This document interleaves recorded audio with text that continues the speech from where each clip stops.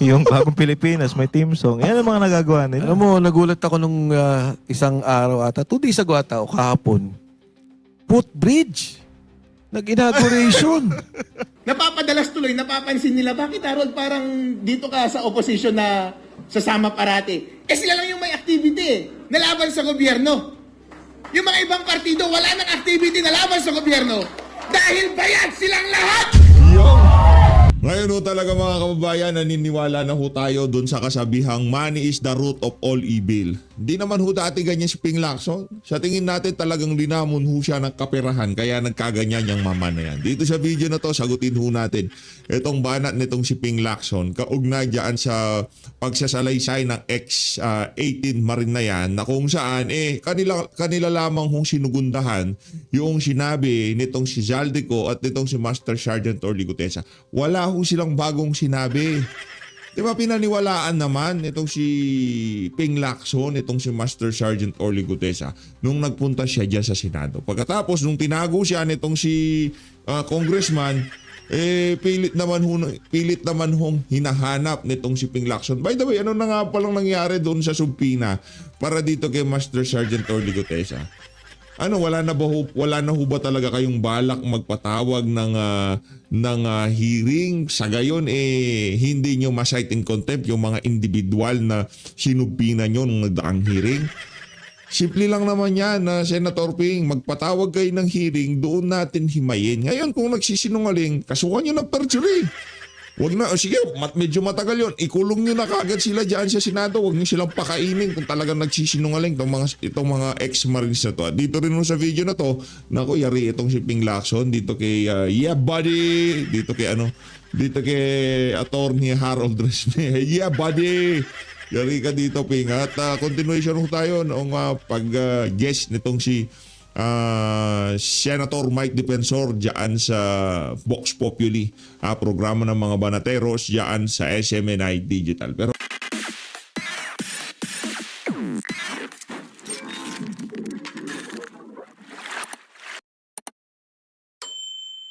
ito ang sabi ni Ping Lacson doon sa sa salaysay ng ating mga magigiting na Marines, no? Ang ano kasi ito para ika nga magmukhang credible itong si Ping Lacson. Ganito lang ho kasimple yan. Lahat liniliteral ho niya yung tipong 18 Marine kayo. Nag-deliver kayo ng 800 million. Kung 18 lang kayo, aabutin kayo ng ilang taon dyan. Baka hanggang sa ngayong mga panahon na to, hindi pa kayo tapos. Anong sabi nila? Marami silang kasama. 100 mahigit ang kasama nitong 18 Marine na to. Ito lang yung mga malalakas ang loob. Kumbaga, ito nakapagbilin na sa kanilang mga pamilya. Na kung sakaling meron mangyari sa amin, dahil ito sa pagmamahal namin sa bayan. Dahil ito sa aming mga nalalaman. 18 lang yung nagsalita. Pero mahigit 100 daw ho yung mga tauhan nitong si Zaldico. Tapos, unang atake nitong si Ping dyan sa paglabas nila na yan. Paano yun? Di ba? 800 billion, wala nang naitayong mga proyekto kasi kung kukumputin natin lahat ng naging pondo ng DPWH na nung 23, 24, 25 di wala nang naipatayo. Magkano 1 trillion 800 billion magkano pang natira sa mga project, di ba? Di wala nang naitayo noong nasagot yon noong mga 18 Marine. Hindi naman baka hindi naman galing lahat yan sa diyan sa DPWH, baka galing sa DOH, DepEd, galing kung saan-saan. Pero yung bulto galing sa DPWH. Pero marami ding nanggaling sa iba't ibang ahensya ng pamahalaan na nahimik siya. Ngayon naman, inaatake na naman itong si Gunggong yung paano diniliver. Tapos na ho siya doon sa amount Nawasa ko yung argumento niya doon kaya di niya na binalikan Ngayon, inaatake na naman itong si Ping Lacson Boytago yung paraan ng pagdi-deliver. Ang sabi ko nitong si Ping Lacson, ako nagdududa ako brad Gusto ko nang itanong yung tanong ng sambayan ng Pilipino sa mundo ng social media. Tanong lang naman, nakatanggap ka rin ba ng maleta kaya takot na takot ka dito sa 18 Marine na to? Di ba? Yun lang naman yun. Nakatanggap ka rin ba? Di ko sinasabi nakatanggap ka. Tinatanong kita kasi takot na takot ka Di ba? Pwede mong ihain yung mga yan. Pwedeng sabihin ni Soto, ba't pati ako pinidamay-damay ng mga walang yung Marisa yan? Wala naman akong kinalaman dyan sa mga mali-maleta na yan, di ba? Patawag mo nga yan, Ping. Hiyain natin dyan. Wala naman akong tinanggap at ako pinadamoy-damoy ng mga yan. Ganon. O anong ginawa nitong si Soto? Imbis na siya mismo ang manguna na, aba, ano yan, forgery yan, pagsisinungaling yan, libel yan, kakasuhan ko kayo. Hindi ho nila pinapatulan, hindi ho nila pinapatawag. Bakit? Dahil maghahalo ang balat sa tinalupan kung sakali. Hinasabi natin dito, yaang mga bagay na yan, hindi mapipigilan. Sa ayaw at sa gusto nyo, mabubuklat yan. Sa ayaw at sa gusto nyo, Senator Ping, kung nakatanggap man kayo, matutusta din kayo dyan. Kung sakali man, hindi ko sinasabing nakatanggap kayo kasi ang ngayon, kahit ayokong ang mga kababayan natin sa social media, sinasabi nila, ang dating para daw kayo nakatanggap Kasi ayaw nyo mag-imbestiga O bakit natigil na yung yung hearing dyan? Wala, asan yung partial committee report? Papirmahan mo na, pabasa mo na sa sambayan ng Pilipino. Excited din naman ako dyan. Anak ng toko, ano nangyari? Issue ng Middle East ngayon ang pinapainit. Mga OFW pinangtatapal dito sa hindi matatapos yung korupsyon na yan. Baka Ping Lacson, ito makakabit sa pangalan mo. Kahit nagurgur ka na, kahit nakaplakda ka na, nakahiga ka na, tuwid na yung paa mo, matigas ka na. Ikaw ang senador na hindi nag-imbestiga doon sa pinakaabangang investigasyon ng ating mga kababayan. Mangyari na yan sa'yo, di ba? Matanda ka na, ugud-ugud ka ng ganito. Ugud-ugud ka na. Ang maaalala namin pagka binanggit yung apelidong Lacson, yang si Lacson, anak, yaan yung senador na pinilit na i-divert o ilihis ang usapan papunta doon sa mga totoong mastermind. Yan si Lacson. Kaya pag may nakita kayong Lacson na tumakbo, hindi yan mapagkakatiwalaan. Kung sino man ang naging kaalyansa niyan, alyansa ng mga mambubudol to, alyansa ng mga magnanakaw. Yes, si Ping, nung nagdaang election, alyansa yan ng mga magnanakaw. Kasama yan ang alyansa ng magnanakaw. Ano sabi niya? Lacson to ex-Marines, don't talk numbers if you can't compute the truth. Ito naman sasagot ko sa iyo, Lacson. PH update to Lacson. Don't talk numbers if you can't investigate. Yun! Di ba? Huwag paandaran ng ganyan yung mga ex-Marines. Huwag mo kami paandaran ng compute. Ano ko na to ko? Compute. Huwag mo kami paandaran sa compute. Kung di ka rin lang naman mag-iimbestiga, manahimik kang hinayupa ka. Dito na ho tayo kay Harold Resby.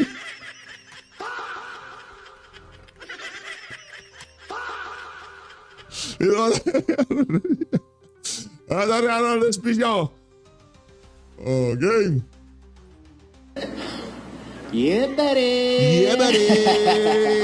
Magandang umaga po sa inyong lahat. Maraming salamat, folks, sa pag-imbita sa akin dito sa gathering na ito. Galing pa ako ng Isabela, nagbiyahe ako ng 12 hours to come here. Yeah, buddy! Yeah, buddy!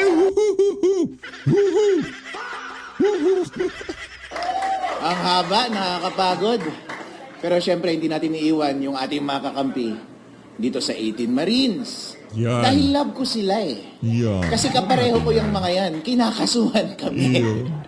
At naglalahad kami ng katotohanan. At nandito po ako ngayon sa harap ninyo para i-manifest ang aking support para sa kanila at sabihin ko sa harap ninyo na naniniwala ako sa kanilang sinasabi.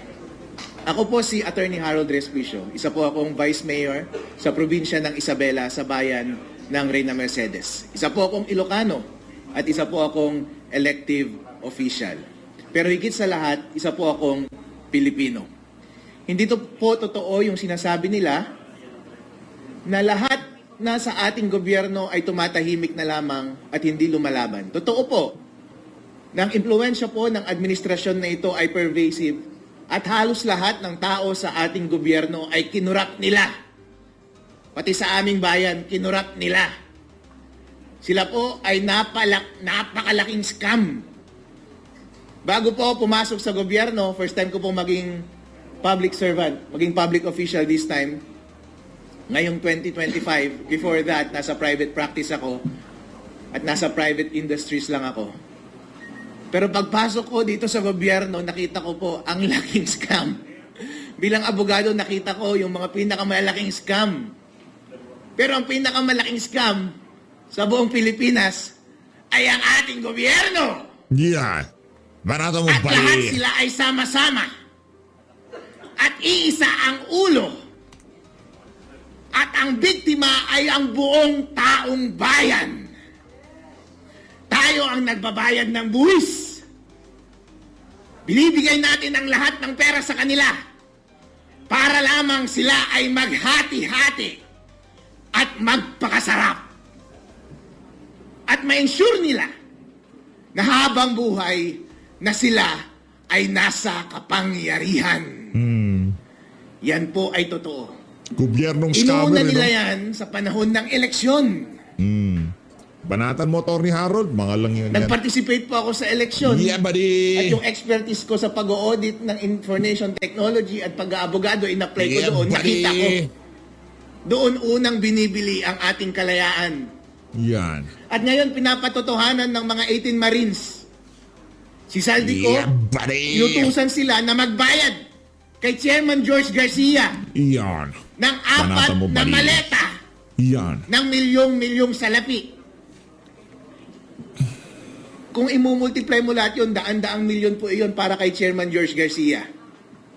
Magkano po yun? Ano po ang kapalit nun?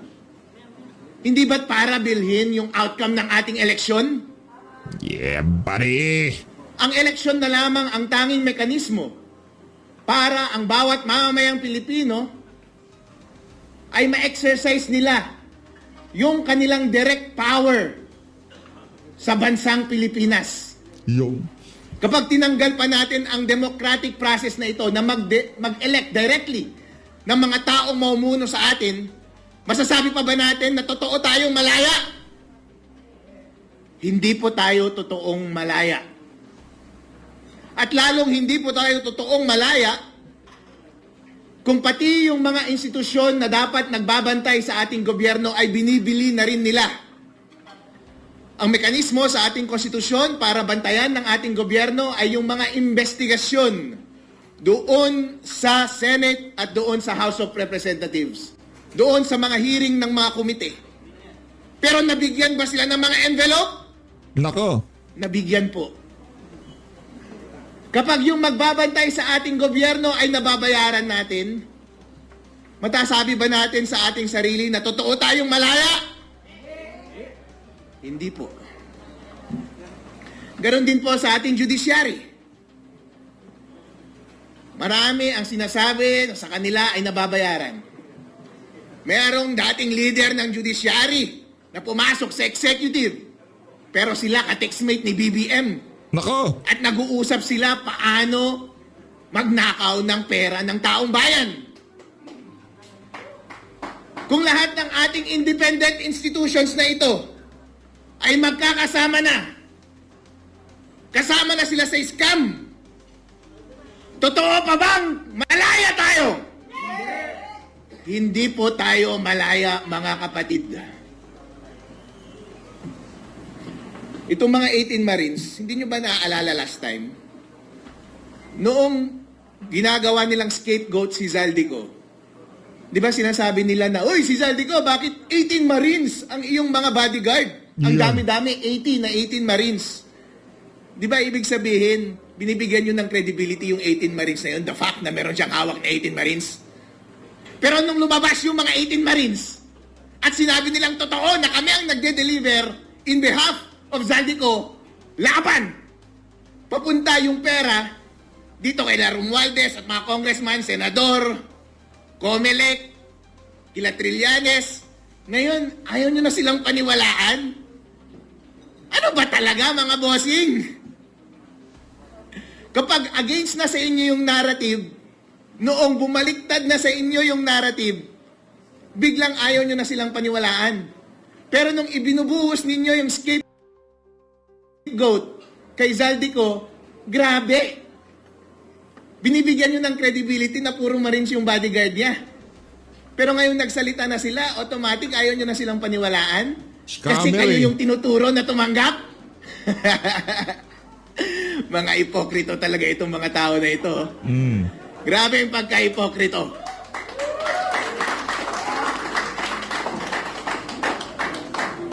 Ngayon ako ay lumalabas dito dahil obligasyon po natin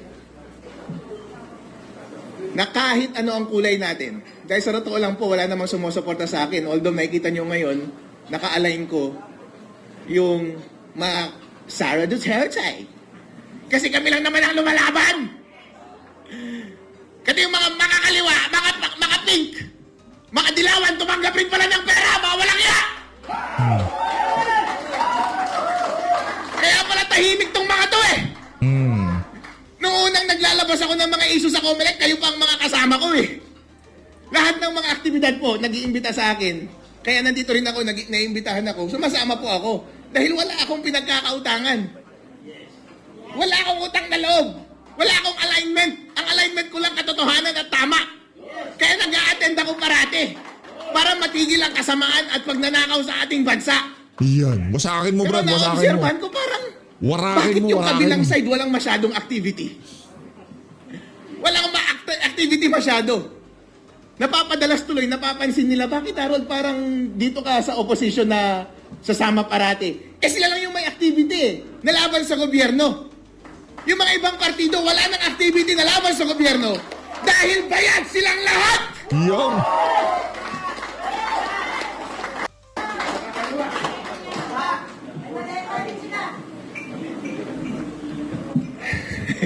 Ngayon po, may pagkakataon po tayo na ipagpatuloy ang laban. Kapag tayo po ay tahimik, deserve natin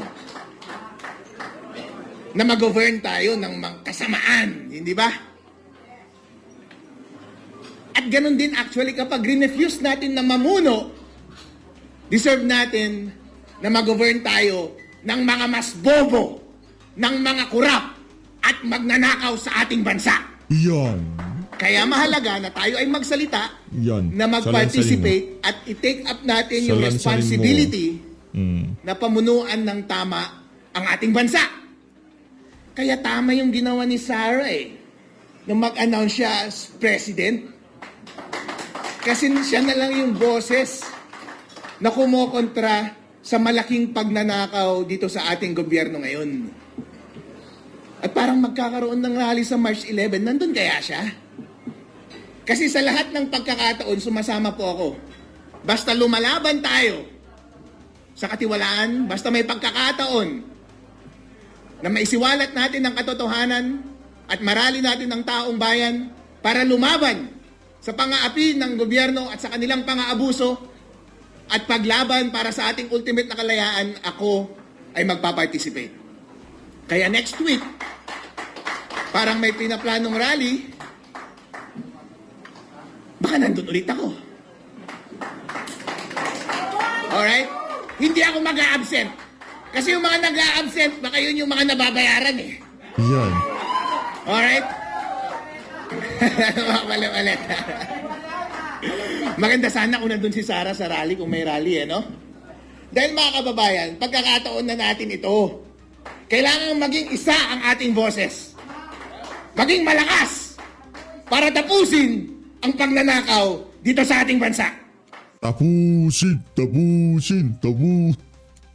Maraming salamat po sa inyong lahat. Tamalakpakan natin itong si Attorney Harold Respicio. Yeah, buddy! Punta na ho tayo dito kay continuation ho tayo dun sa balagbagan kagabi dyan sa Vox Populi kay Senator Mike Defensor. Game! Times a week, bilyunan yung delivery. Nagkaroon na ng kalyo eh. Nasanay sila, hindi nahuhuli. So ulit-ulitin. Pero kung kanina nabanggit nyo na may mga lalabas pa. At Hindi, si Atty. Matipag daw ang nagsabi. hindi, na mga... Lalabas pa. Oo. Kaya ako Eh, nagpapasalamat nga sa kanya na siya na nag-announce. Pero pwede nyo, bukas ang programa namin ha. Bago sila lumabas, dito muna nyo padaanin. Naku, baka madamay din kayo sa Sampina. Ikaw lang di mag-interview, di ba? Di siya lang naman mag-interview eh. Kasi kung sino yung nauuna daw eh. Yun ang, Pero kung ito pa, isa pang katanungan, anong tingin nyo na pinagkaiba sa witness nila, katulad niya, may witness si Ping Lacson, yung dalawang babae. May Madriaga. katulad ni Bernardo. Tapos ano pong pinagkaiba ng mga witness na hawak nila at itong 18 Marine, Saldico at Gutesa. Kasi ang nangyayari, etong tatlo, Saldico, Gutesa, 18 Marine, kilala natin eh. Pati pangalan, muka. Samantalang dito, yung dalawang babae, hindi naman natin kilala.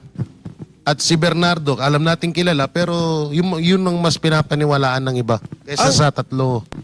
Okay, yung dalawa kasing babae, hindi ko maintindihan ba't sila, kung anong witness, no? Kung anong winitnessan nila. Hindi ko talaga maintindihan yon. Pero ang nakakalungkot, biruin mo, isang example lang to. Si Henry Alcantara, ang sabi niya, total budget na pumasok sa Bulacan is 60 billion. More or less, 60 billion. Ang sabi niyang nakukuha niya ay 8%. 8%. Ang isinuli niyang pera is 181 million pesos. Oh. Pag kinumpute mo yung 8% ng 60 billion, nasa 4.8 billion. Anong ginawa kay Henry Alcantara? Nandoon na siya sa Witness Protection Program. Hindi na siya pwedeng kasuhan. So, ang kanyang nakuha pera, 4.8 billion, nagsoli siya ng 181 million, wala na siyang criminal liability. Tubong lugaw. Tubong lugaw. Yung Marino na nagsalita na bilyon-bilyon ang diniliver nilang pera, ngayong kinasuhan.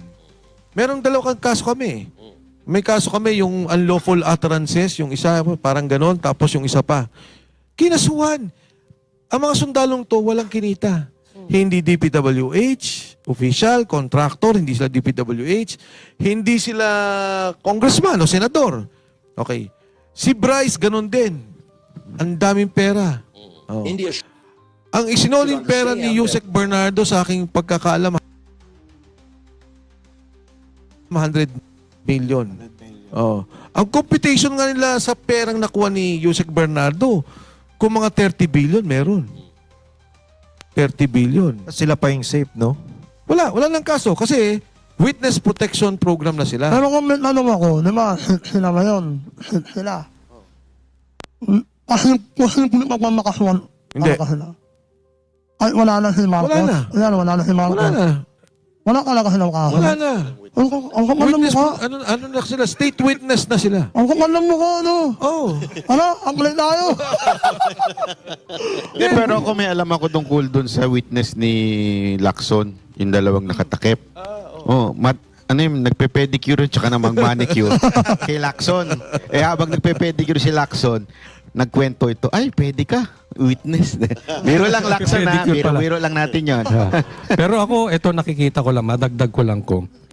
Yung difference ng mga witnesses, yung tinatawag ko silang 18K eh.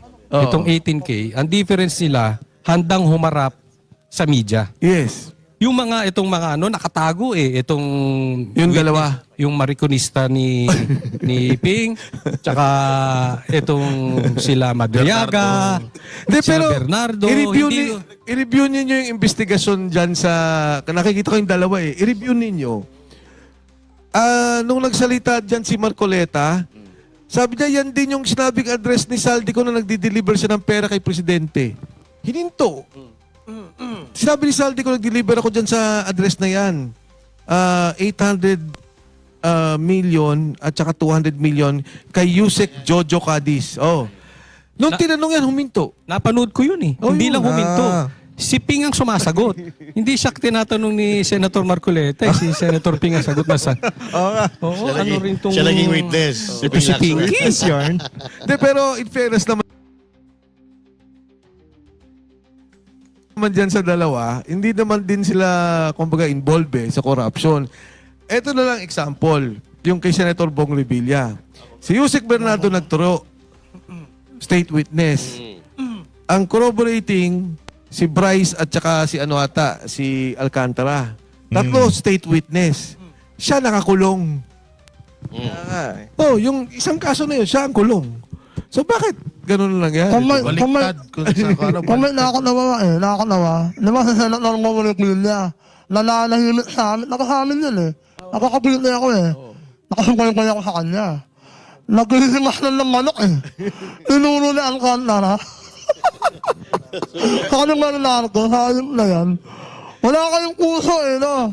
So yung apat na kumuha ng pera nga, Apat, di ba? Sabi nila, nagati, ito, may kita. O, diniliver daw kay lahat to, walang kaso. Si Senator nakakulong. Yun nga, inaklimas ng ng manok eh. Kung paano Di ba? Tinuro. Yung huling statement ni Rimulya, ni Ombudsman, parang sinasabi niya doon na ang nasa likod daw nito ay mga retired generals na, kita nyo na, may lumalabas na ngang isa. Actually, parang si Esperon ata yung tinutukoy. Hindi ko sure kung yun ang tinutukoy niya, pero nandun kasi si Esperon eh. So, parang ang tinutukoy ni Ombudsman, etong grupo na ito, grupo ito ng mga retired generals. Anong masasabi niyo dito? Well, unang-una, itong mga sundalo kasi, retired Marines, retired Army, di ba? So, naintindihan ko, kasi nung kay Sergeant Gutesa, nakita ko rin yung reaksyon ng maraming mga sundalo eh. Both retired and active. Pero para sabihin na yung retired generals behind sa mga taong to, maring behind in terms na tama yan, magsalita kayo. No? Sabihin nyo yung katotohanan. Pero walang agenda yung mga tao eh. Parang, kunyari, Secretary Esperon, former Secretary Esperon, dahil Duterte siya? Dahil kaya niya ginagawa to, walang connection eh. Hindi, nagsasalita yung mga tao, hindi dahil meron silang paniniwalang politikal. Nagsasalita yung mga tao dahil alam nila ito yung tama para sa bansa. Diba? Ito yung nakikita nila. Matagal din silang nagdebate tungkol dyan, sa aking pagkakalam. Kasi nga parang, nung lumabas si Gutesa, may tinawagan siya. Dalawa eh. May tinawagan siya. So, hindi ko na alam kung ano nangyari. Later on, nakita ko. Nitong huli. Sabi nila, sir, ako yung tinawagan. Ay, ikaw ba yun? Sabi ko nung kaharap ko. Sir, sabi nung isa, sir, ako naman yung isa. Ang tagal na pinag-usapan talaga nila. Napakahirap na desisyon para umabot sila. Ang naging ending, ang sabi nila, tayo nga mamamatay para sa bayan eh. Itong nangyayari ngayon, ito yung kinamamatay ng ating bansa. Ito yung kinamamatay ng ating mamayan. So, dapat tayong lumabas para dito. Pero can you read? Palakpakan natin yung mga magigiting nating mandirig. Saludo. Maraming salamat sa inyo mga sir. Honestly say na hindi ang ending ninyo ay destabilization. Kasi yan ang bintang ng iba, lalo na ng mga nasa administrasyon. Lumabas lang sila kasi they want to destabilize the country, they want to replace the president with VP Sara Duterte.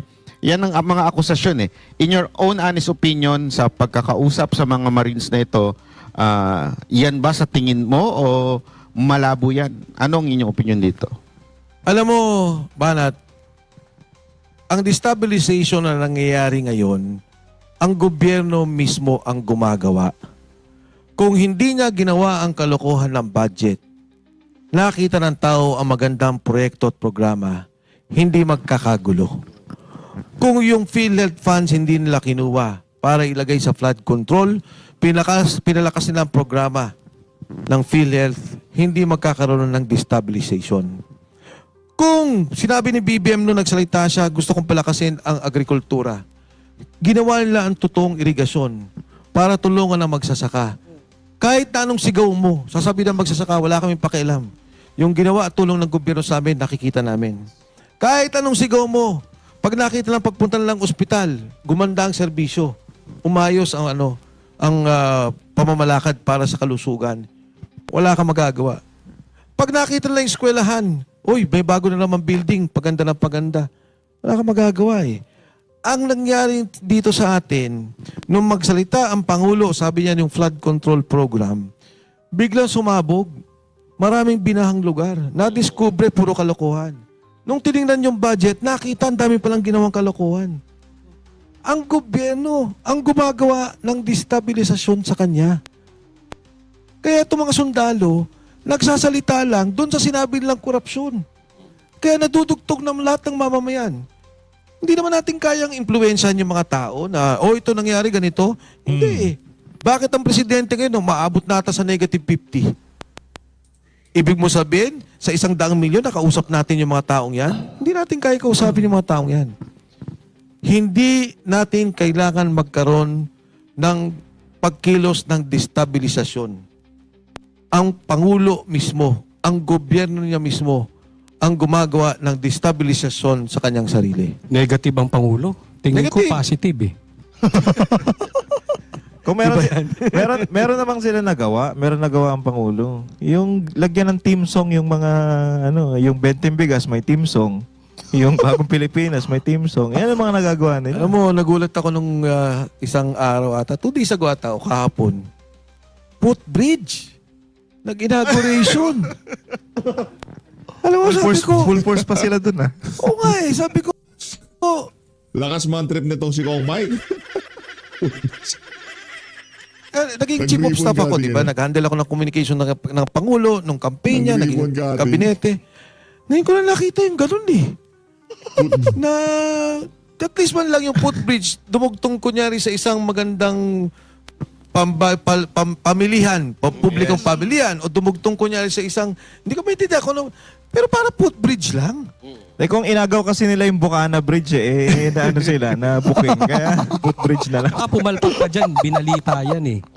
Nung umaga, may elevator. Nung hapon, wala na, sira na. Hindi sira na na. umaandar. Ang galing. Ang Inspiration pala yun eh. Hindi, kaya tingin ko, yun, balik tayo dun sa katanungan na, ano ba talaga, tayo ba nagdi-destabilize? Ako nga kakampi ko, Pangulo eh. Di ba, nung maupo siya, nung maupo si Inday Sara, kakampi ko silang dalawa. Gusto ko ba siyang kaawayan? Ayoko. Gusto ko ba yung nangyayaring korupsyon? Ayoko lalo. Kaya kung aabot sa punto na mamimili sa bansa at yung loyalty mo na personal sa tao, siyempre dapat sa bansa tayo. Correct. Speaker Martin, nung tumakbo yan ang unang speaker, sino kasama niya? Ako. Oh. May mga ino-offer yan sa kung ano, sabi ko, tutulong ako sa'yo. Wala tayong pag-uusapan, tulong ako sa'yo. Pero nung nakita ko naman yung ginawa, nagulat naman ako. Parang na-team yung gawin to na lahat ng kabineting kausap nyo, marami kayong kaibigan, former cabinet, marami ko kayong kaibigan na former congressman, o kahit current, yung hindi nakasama sa ganitong usapan. Tanongin ninyo, sasabihin sa inyo, ngayon lang nila yung nakitang ganito. Grabe. Ganyan ang sagot ng lahat eh. Pag nakita-kita kami, sabi grabe, ngayon lang to na nagkaroon ng ganitong klaseng nakawan, sistematiko, organisado. Ano sa tingin niyo ang talagang mangyayari dito sa lahat na nangyayari na to? Kung mahal ng Pangulo ang bansa natin, at katulad din ng panawagan ko naman sa kanya, mag-resign siya. Yung Bakit? Wala na impeachment. Tapos na. Di ba? Hinarang nila. Umabot ka naman sa punto na titingnan mo na rin yung bansa eh. Titingnan mo na rin kung, katulad di ba, iniisip natin dati, ba't ba si Pangulo Marcos hindi niya dinisperse yung nasa EDSA? Bakit ba si ERAP lumabas ng Malacanang? Because it was a higher decision for them as presidents of this country. And it was the nationalistic decision, the patriotic decision for them. Imbes na magkadugo, magkaaway, magkagulo, aalis na lang ako, sige na, pumalit. Ngayon, ang nangyari sa ekonomiya natin, bagsak na bagsak. Ngayon, ang nangyari, nagkakawatak-watak. Wala nang negosyanteng gusto mag-invest. Ang mga tao nawawala ng trabaho, unemployment, gumagrabe. Ang infrastructure, tanongin nyo, nawawala, huminto, nagkakagulo. So, iniiwan ko sa kanya yung desisyon. Kasi yung resignation naman, desisyon niya yun eh. Hindi naman natin pinipilit sa kanya yun eh. Kung mahal niya talaga yung bansa, tingnan niya kung anong pinakamagandang desisyon para iusin yung ating bansa. Hindi na to usapin ng protektahan mo yung sarili mo, yung poder mo, patagalin mo yung sarili mo. Tingnan mo na yung mamamayang Pilipino. Tingnan niya na yung magiging buhay at kinabukasan ng ating bansang Pilipinas. Pero ang tanong sa tingin nyo, merong posibilidad na gawin niya yun? Kasi habang binabasa ko ang mga komento ng mga taong nanonood sa atin, they're really frustrated na ano na ba? So, ano na mangyayari? Ano bang gagawin namin? Sinasabi nyo nga po na mag-resign. Ang sagot din nila malabo. Mukhang malabo yan. Sa tindi ng kakapalan ng mukha ni Marcos, hindi niya gagawin yan. Ano sa tingin ninyong mangyayari pa? Kung ano yung mangyayari pa, di ba, katulad na nabanggit ko may mga binanggit ako mga nangyari nung EDSA 1, EDSA 2. Siguro paliwanag ko yung EDSA 1. No? Yung EDSA 1, ang sabi ng Korte Suprema, yung sovereign will of the people. Ano naging role ng military? The role of the military was to stand down. After that, they gave power. Yung poder, binigyan nila kagad sa civilian authority. Never na kinonsider yung NACU. Never na kinonsider yung na military takeover. Na ang nangyari is, umatras sila. Nung mangyari yung EDSA 2, kung nare-recall niyo, umakyat si Secretary Orly Mercado, si General Angie Reyes, ang sabi nila, we are withdrawing support. Never na nagsabi silang kami na. Hindi military takeover yun. Again, ang interpretasyon ng Korte Suprema, it was the sovereign will of the people. Tao, people power. Kaya nga itong, sabi nga batas natin, is a people power-based constitution. Tingin ko, baka umabot sa ganun. Huwag naman sana. Iwasan na natin yun. Pero, maaari tayong umabot talaga sa ganun. Pero in your personal assessment, how do you think ang opinion at response ng ating mga uniform personnel dito sa revelation na to? Marami akong nakakausap na mga sundalo. Kahit nakasarali eh. Kumakalabit pa sa akin eh, sir. Salamat. Gumagano'n pa. Salamat sa paglabas ninyo. Ganun. Yung, hindi naman sa ano, no? Ayokong to sound political. Sa Cebu eh, naalala nyo, nagharangan. Kinalabit pa nga ako. Sabi, sir, Duterte kami. Hindi namin makakalimutan yung pagdoble ng sweldo ng kapulisan. Gumanon, official to. Hindi, buti na lang, dahil naka-live ata ako noon, o basta may recording ako, na itago ko, dahil ayoko rin naman siya mapahamak. Ang maraming tingin ko mga aktibong sundalo, ang may ganitong pananaw. No, hindi yung hindi yung Duterte o anti-Duterte, pero yung nakawan. Kasi hindi naman yan porket sundalo, hindi na Pilipino. Alam din nila. Apektado rin sila doon sa nangyayari. Pero meron kaya silang, pangit man tawag, pero meron kaya silang balls to stand up against this corruption? Sa tingin nyo ngayon? Ang tingin ko, katulad na nangyayari sa EDSA 1 at EDSA 2. At ito'y parang pananaw na hindi opinion, no? Yung factual na nangyari. Lumabas ang tao at nagkaroon ng withdrawal of support. In both cases, lumabas ang tao, yung military, hindi gumalaw. Sabi, dispersed, hindi gumalaw. Pag doon naman sa EDSA 2, umakyat, nag-withdraw na kami ng support. Nandun ang tao. So, very, very critical talaga ang paglabas ng taong bayan. Hindi ko, sabi nung iba, hindi kasi hindi lumalabas. Ako hindi naniniwala eh. Tingin ko pagka may isang sinabi, magkita-kita tayo at talagang organisado, lalabas eh. Ang tao para dyan. Kaya lang medyo polarized ngayon. 'Di ba? Kita naman natin na hindi magkasundo ang dilaw, ang mga makakaliwa, at kahit siyempre yung mga supposedly para talaga sa bayan, hindi sila united. Do you think it is possible na magkaroon ng ganun? Alam mo, yung hindi united is among the leaders. Yung leaders. Pero pag tinignan mo yung survey, malinaw. Malinaw eh. 'Di ba? If Inday Sara is hitting 50%, again, not to be political about it, si BBM is hitting negative 50%. Galit ang tao.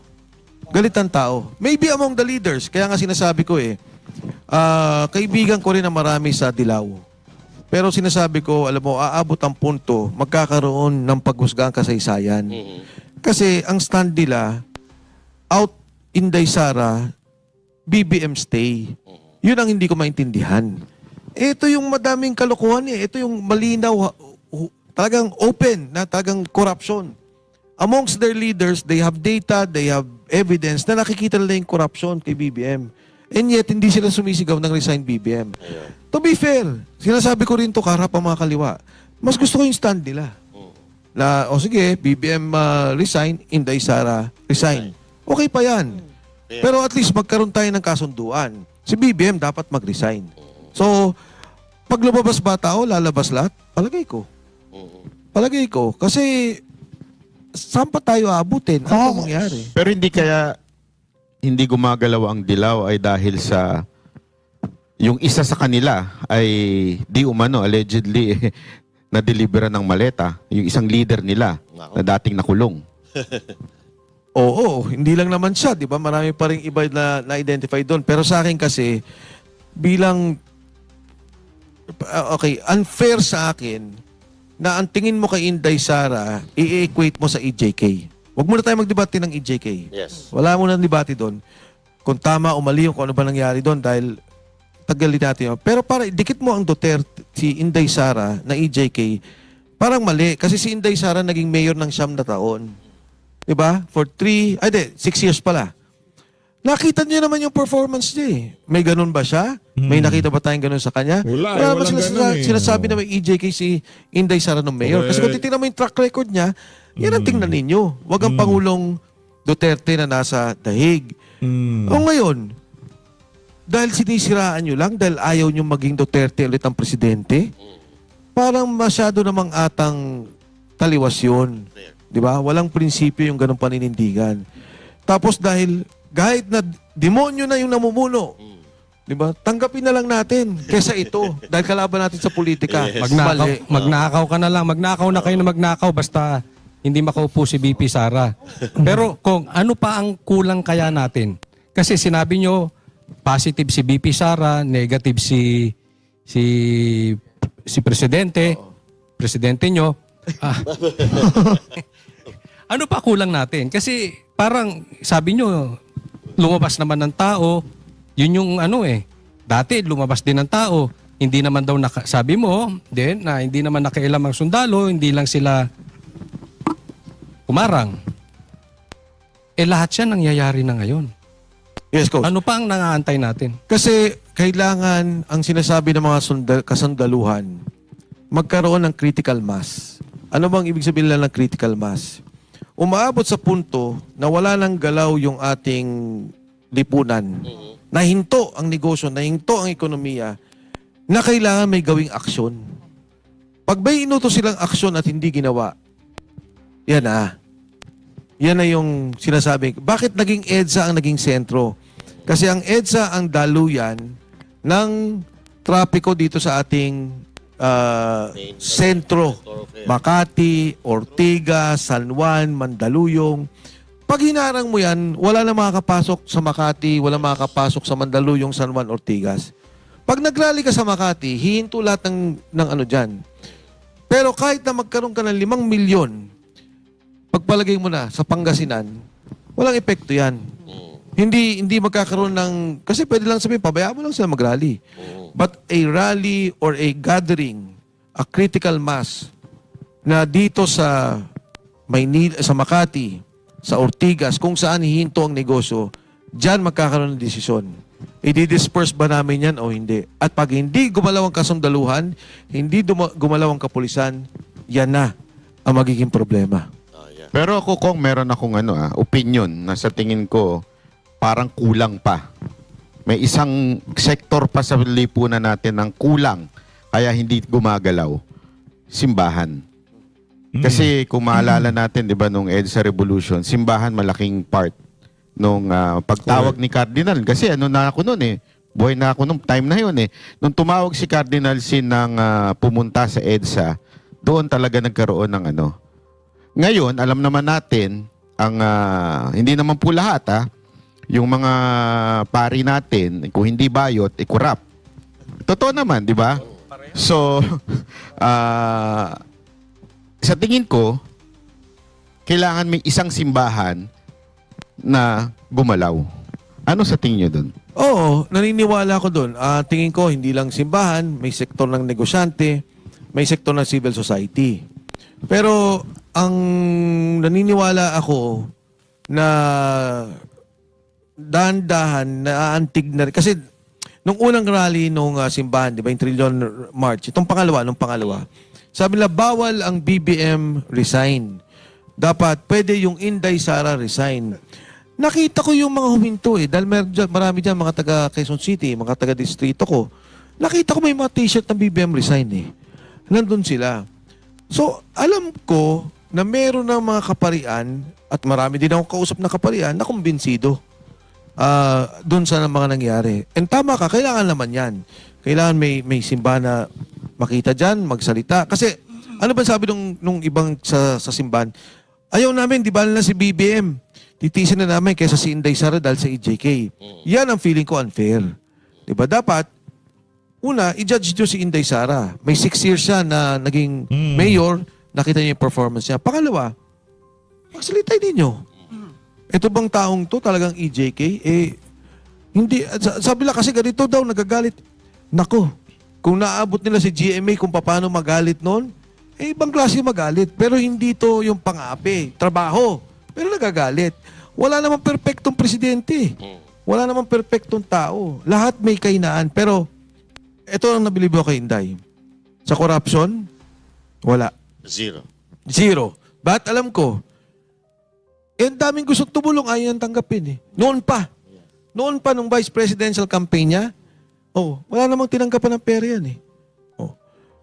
Pero ang daming bintang sa kanya, kung napakaraming bintang sa kanya na eto, katulad nga lang nabawa ng confidential funds. At sinasabi mo na hindi nga siya tumatanggap ng ng tulong mula sa mga malalaking tao, ibang personalidad. So ito ba ay katulad din ng ang pananaw mo ba ay katulad din ng pananaw ng iba na ito ay malaking pamumulitika sa kanya? Alam mo, yung 125 million, and doon sa programa nakita ko yung kung paano lumabas yung issue eh. Doon ko nalinawan. Pero, yung una nilang nilabas yung 125 million, natatawa na ako. Bakit?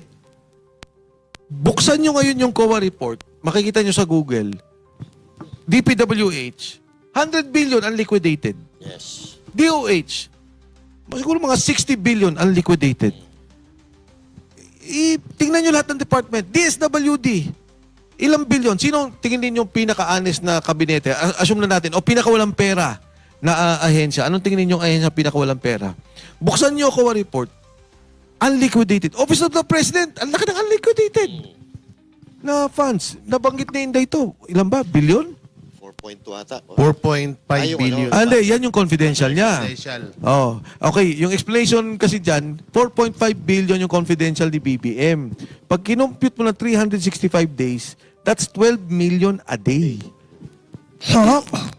Yung kay Inday sabi na 11 million, nagalit sila, di ba? 11 million. Pero kung wala namang na-deliver, itong nabanggit tong 18K na na-deliver kay BP Sara, kahit minsan, Wala. kahit donation, Wala. kahit envelope, Wala. Alam mo kung bakit wala? Kasi from day one, pinlano na nila na yariin si Inday Sara. Kaya walang pondo doon kung hindi yung pondo pang-impeach kay Inday Sara, pang ganito kay Inday Sara. Yun ang nangyari. And again, magkakampi kami ni Inday Sara at ni BBM. Diba? Magkakasama yung kampanya, magkakatulong-tulong. In fact, ang usapan pa nga nun dahil si BBM ang nakapula and ako yung tumatakbo mayor, ako din ang nakapula. Yung kasama ko naman, si Winnie Castelo, ang naka-green. Parang tinatamden din doon.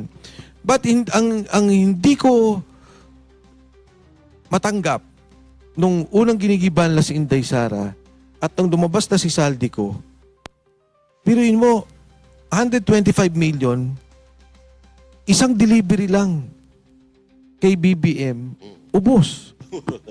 Pera kagad Yung kay Inday Sara, budget, 125 million. Ito sa kanila, pera kagad. Magkano bang isang kilong ano? Ang isang kilo daw, sabi pa ito ng mga sundalo, 1 million. Hindi, isang kilong ano? Pulburon. Hindi ko na alam yan. pero kung dapat pala, isa ka sa humingi ng dispensa sa taong bayan. Dati pa. Kinampanya mo, nakahingi ka na. Humingi na akong dispensa. Patawarin na natin siguro. Hindi, pero ito, ikwento ko lang yung kwento ni BP Sara Duterte. Kung talaga siya mukhang pera at mukhang ganin sa kapangyarihan, hindi na sana siya nag-resign as DepEd Secretary. Kasi yun lang ang pumipigil sa kanya for impeachment. Dahil ang pangit nga naman daw, sabi niya, tignan, kung DepEd Secretary ako, tas i-impeach ako nung sarili kong gobyerno. Nasa administrasyon pa siya. Pero sabi niya, mas gusto niyang ma-impeach kesa, o labanan ng impeachment kesa sa tumanggap. Dahil doon pa lang nung may pinipirmahan na siya. Pinapapirma sa kanya. Ayaw niya. At yun ang naging parang trigger point na impeach na natin yan kasi hindi nakikisama. Hindi tumatanggap. Yun ang matindi Ako doon. naman, sorry, ngayon ko lang kukunin yung pagkakataon. Nagpapasalamat din ako kay VP Inday doon sa pagbati niya sa Marines, yung mga sundalo. Tapos, yun nga, sabi niya, ba't hindi pinapaniwalaan? Kasi, nagpapasalamat din ako dahil, of course, in-expect ko talaga na maraming magsalita in support of the Marines. Pero wala At least si VP Inday, nagsalita rin siya na pagtulong. No? Sabi niya, di ba, pakinggan niyo yan, imbestigahan niyo yung mga sinabi. Pero in fairness din, sinabi rin ni VP na hindi niya kilala talaga ni isa doon sa mga nagsalita. Kasi ako nga, kilala ko si BPND. Magmula nun, hindi ko pa siya nakikita eh. Hindi ko siya nakakausap. Sasabihin, nag-usap kami ngayon? Wala. Hindi ko siya nakakausap, hindi ko siya nakikita. At siguro sa sitwasyon ngayon, ako pa iiwas muna sa kanya. Kasi baka pagbintangan pa siya eh. Di ba? Oo. Pero ito pong si Gutesa. Ayun na nga mga kababayan, dito na tatapusin ng ating reaction video dyan sa napakalupit na interview na yan. Itong si Senator Mike Defensor dito sa Vox Populi. As always, maraming salamat po sa pag-support sa Page Update. Mag-ingat po kayong lahat. Ang lahat ng Pilipinas.